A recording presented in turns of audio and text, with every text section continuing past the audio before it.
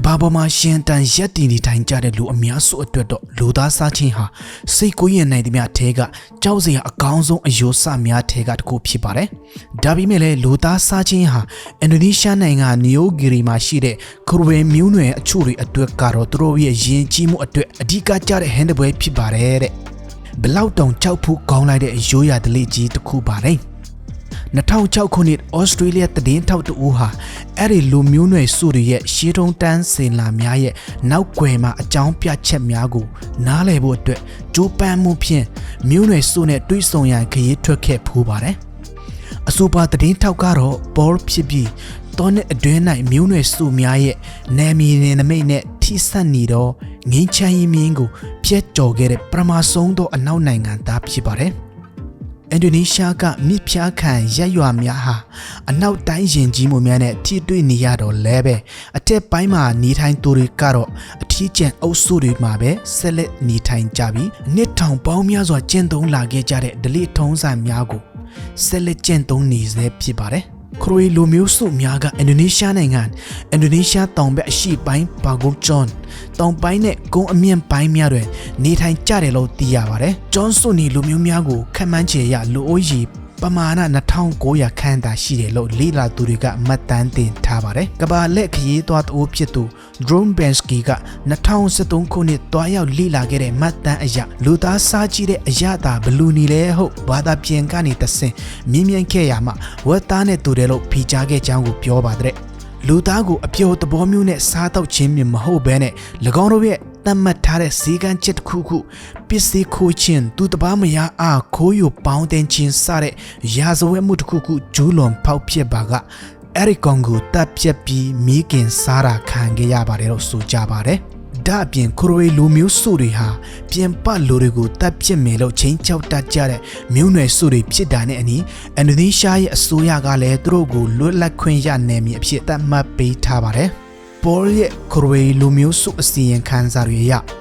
ကလေးတငယ်တွေကိုတပ်ပြစ်ခြင်းကြောက်ခက်အမွေနဲ့များရဲ့လူအခွင့်အရေးချိုးဖောက်ခံရမှုတွေများထဲကအဆိုးဆုံးထဲကတစ်ခုဖြစ်တယ်လို့သူတီတီတွေကကောက်ချက်ချခဲ့ကြပါတယ်အဆိုးဆုံးဖြစ်ရမှာဆိုရင်တော့လူအုံနောက်ကိုစားခဲ့တဲ့အထိရှိခဲ့ဖူးပြီးမျိုးနွယ်စုတွေဟာလူသားရဲ့ဦးခုံခွန်ကိုကိုင်ဆောင်ထားပြီးတယောက်ပြီးတယောက်စားတော့စီခဲ့ကြပဲဆိုပြီးပေါ်ရဲ့အစီရင်ခံစာမှာပါဝင်ခဲ့ပါတဲ့ပေါ်ဟာသူနဲ့အတူရှိနေခဲ့ကြတဲ့ခရိုလူမျိုးများနဲ့တော်ထဲမှာသူ့အချိန်များအကြောင်းပြောပြခဲ့ရမှာကဘာပေါ်ရှိနောက်ဆုံးလူသားစားမျိုးနွယ်အချို့များနဲ့လက်မကွာတော့ညပေါင်းများစွာကိုအိတ်စစ်ခဲ့ဖို့သူတယောက်ဖြစ်ပါတယ်ပေါ်ဟာခရိုမျိုးနွယ်စုတွေထံကိုအလေအပတ်သွားခဲ့ရင်သူတို့စီမှာနေနိုင်ခွင့်ရှိမရှိစမ်းသပ်ခဲ့ပူပါတယ်တနည်းမှာသူတို့ကပေါ်ကိုအသားတထုပ်ပေးပြီးအဲ့ဒါကလူသားလို့ပြောခဲ့ကြပါတယ်ဒါကူပေါ်ကစားလိုက်ရင်သူတို့နဲ့အတူညီလို့ရမှာဖြစ်ပြီးမစားဘူးဆိုလို့ရှိရင်တော့ဒီကနေထွက်သွားရမှာဖြစ်ပါတယ်ပေါ်ဟာရွေးချယ်စရာမရှိခဲ့ဘူးဆိုတော့လူသားကိုစားလိုက်ရပြီးသူတို့နဲ့အရန်ရင်းနှီးလာခဲ့ပါတယ်ခရိုရီတို့အတွက်ကတော့တစုံတယောက်ဟာတိပင်အိမ်ကပြုတ်ကျလာခြင်းဒါမှမဟုတ်တိုက်ပွဲတွေမှာတည်ဆုံသွားပါကအဲ့ဒီတည်ဆုံသူကိုသူတို့ရဲ့ညစာဖြစ်စားသုံးနေကြပါတယ်နောက်ပြီးတော့မိုးတစ်တော်တွေမှာပေါ်များတဲ့အနုဇေဝပိုးများကိုနားမလဲကြတဲ့အတွက်တစုံတယောက်ဟာနာမကျန်းဖြစ်ပြီးတည်ဆုံခဲ့တဲ့ဆိုရင်တော့ဒါဟာသူတို့အတွက်နတ်လောကကလာတဲ့ဆုံးမတယောက်ကြောင်းလို့ယူဆကြပြီးစားတောက်ပစ်ကြပါတယ်ပေါ်ကတော့သူစားခဲ့ရတဲ့လူဦးခေါခုံကအေးနေပြီးသူတကယ်ကိုမထိချင်ပြီးမဲ့မဟုတ်ရင်သူတို့ကပေါ်အသက်အန္တရာယ်ကိုချင်းချောက်လာနိုင်တာမလို့ရွေးချယ်စရာမရှိခဲ့ပါဘူးပေါ်ကိုလူသားကျွေးခဲ့တဲ့မျိုးနွယ်စုကလူတယောက်ဆိုရင်သူ့မျိုးနွယ်ထဲက23ယောက်ကိုတပ်ပြီးစားတောက်နေကြသူဖြစ်ပါတယ်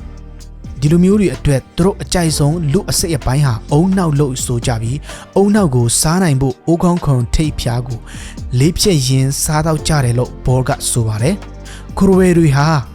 လူသားဘယ်လိုစားကြတယ်လဲဆိုတဲ့အမေးကိုတော့ဘောကသူတို့လူမျိုးစုတွေဟာအရွက်များကြောက်ရုံးများဖြင့်ပြုတ်လုထားတော့မီးဖို့ဖြင့်သူ့အလောင်းကိုရင်နှွေးငွေပေးကြတယ်လို့ဆိုပါတယ်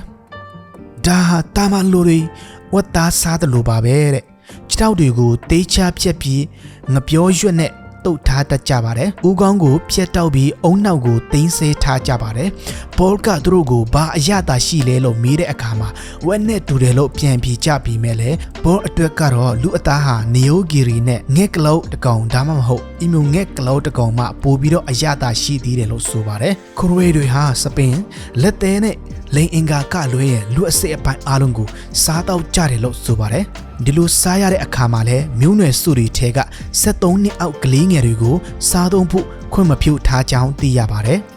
သူတို့မျိုးနွယ်စုတွေကကလေးတွေကိုတော့ခရမ်းကျင်သေးကိုသာစားသုံးစီပြီးပတ်ဝန်းကျင်မှာနတ်ဆိုးများရှိနေပြီးကလေးတွေဟာခရမ်းကျင်သေးကိုစားရင်နတ်ဆိုးရဲ့အတန်ကိုအလွန်အမင်းခံရရှိတယ်လို့သူတို့ကယုံကြည်ထားကြပါတယ်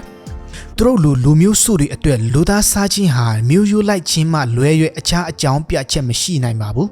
လူမျိုးစုတွေဟာမွေးဖွားချိန်ကလေးကသူတို့မျိုးနွယ်ရဲ့အလေးအထတွေကိုမြင်တွေ့ခဲ့ရပြီးဖြစ်ပါတယ်ဒါကြောင့်ဒီမျိုးနွယ်စုကကလေးတွေကိုအရွယ်ရောက်လာတဲ့အချိန်မှာလည်းသူတို့မြင်တွေ့ခဲ့ဖို့ကြတဲ့လူကြီးတွေလုံးပုံအတိုင်းလူကြီးတွေယုံကြည်ထားကြတဲ့အတိုင်းဘဝကိုဖျက်ဆီးနေတိုင်းကြားရမှာအသေးချပါပဲခင်ဗျာခရိုဝေတို့လူမျိုးစုတွေဟာကျွန်တော်တို့ယဉ်ကျေးမှုတွေစင်ကဲထွန်ကားခဲ့ပြီးယဉ်ကျေးမှုတွေအမျိုးမျိုးကိုဖျက်ကျော်ကြုံတွေ့လာခဲ့ကြတဲ့အာသာချက်မျိုးမရှိခဲ့ကြပါဘူးအာရတွေကသူတို့နယ်နိမိတ်မပြောင်းမချင်းတင်ချအကြောင်းဘာမှမသိခဲ့သလိုပါပဲမူတီတော်တွေမှာမျိုးနွယ်စုတစ်ခုရဲ့အထီးကျန်ဖြစ်ခဲ့တာကတော့ဒီလိုအဆိုးဝါးဆုံးအလေးထားတဲ့အယိုတီးမှုတွေကိုအိုးတီစီခဲ့တာပဲဖြစ်ပါတယ်